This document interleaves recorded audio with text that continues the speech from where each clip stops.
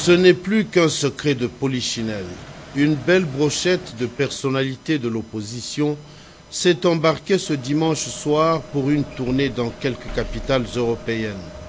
Au-delà de l'admiration que suscite l'élégance du pouvoir en place qui n'a posé aucune entrave à cette sortie suspecte du pays,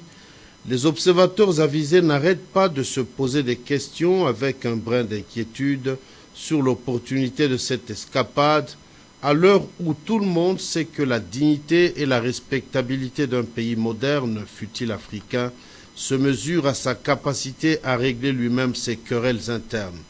Lisanga Bonganga, Félix Tshisekedi, Roger Lumbala, Clément Kankou, Jean-Claude Mvwemba, Ingele Ifoto, Martin Fayoulou et tous les autres qu'on a vus prendre un avion long courrier hier soir, y compris Léon Kengo Adondo, arrivé lui en retard aujourd'hui à l'aéroport, auront tout simplement déplacé le débat propre au fils de ce pays vers des terres étrangères d'où proviennent généralement pourtant des embûches et des pots de banane sur le chemin de notre démocratie jeune mais prometteuse. Dans la marche de notre pays vers le bien-être de nos populations, pourquoi l'opposition donne-t-elle toujours l'impression de rechercher une chose et son contraire? Tout le monde brandit en effet la pancarte de la souveraineté nationale, et on ajoute même internationale, mais au moindre petit désaccord au pays, on recourt vite à l'arbitrage, si pas au conseil, de ceux pour qui la République démocratique du Congo n'est pas forcément l'objet de leur amour sincère.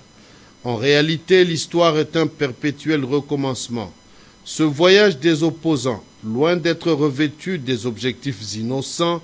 rappelle cet autre périple américano-européen du même genre il y a une vingtaine d'années, alors qu'une délégation de l'Union sacrée de l'époque était allée frapper à toutes les portes pourvoyeuses du Zaïre afin que soient fermés tous les robinets de l'assistance internationale.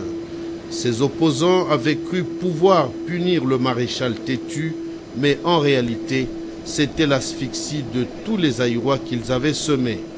Le groupe Alisanga Bonganga n'aura donc pas inventé la roue.